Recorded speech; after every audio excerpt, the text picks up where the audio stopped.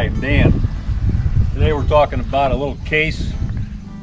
Don't be confused, it's a 442, but it's a modified tractor. I put this thing together from parts from several different sources. I had a 446 hood, but it's a 442 tractor because it was made before 1970. A few little differences on it. Now you'll notice the front wheels is a dead giveaway. Those are off an International Cub Lowboy.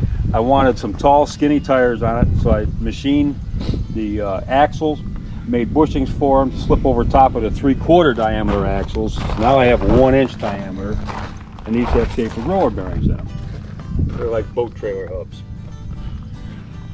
It just gives it better steering, like if you're in the garden or whatever. The engine in this is a Kohler K301, the old cast iron single cylinder.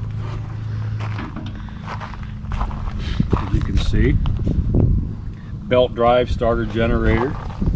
Now what I basically changed on this tractor as far as the drive system is concerned is all your case tractors of this era were high drive, so it was hydraulic drive. So in other words, you had a pump on the engine, a little gear pump, and then you have a hydraulic motor, a gerotor motor on the rear end. Well, what I changed on this one was I put a hydrostatic pump on the engine. If you look down here, you can see this is belt drive. Okay, your other pump would normally be in here. Well, I ran belt drive down and I mounted this is a hydrostatic pump. It's a tough torque. It's made by Kenzaki.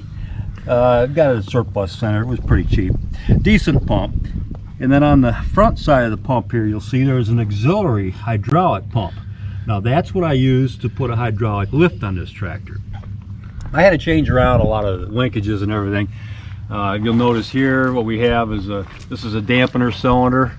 Okay, it's spring loaded in there, but it's self-centering, so it keeps it in neutral. Okay, now I'm going to move the pedal on the other side, and you can watch this linkage move here. So there we have forward, neutral, and reverse. Okay, variable speed. And then of course you have a parking brake over there.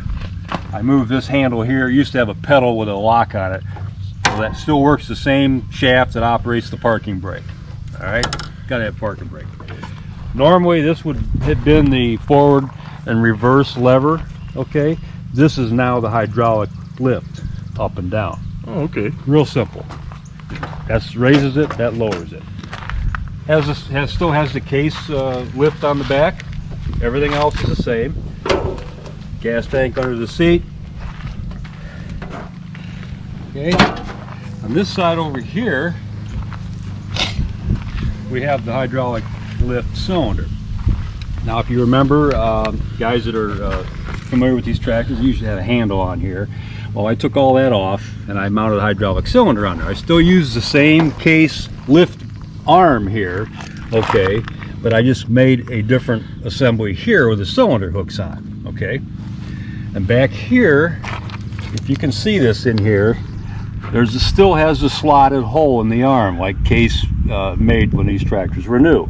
That allows your lift to float, okay? If you say you got plows under, you drop it down, it can float, all right?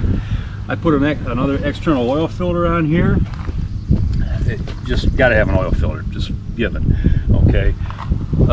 Good old propane tank muffler. Can't beat them. They're free.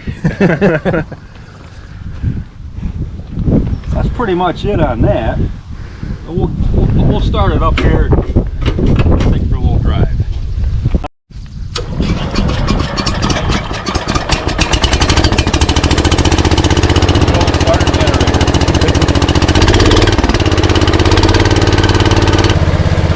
All the way down. All the way up. It has a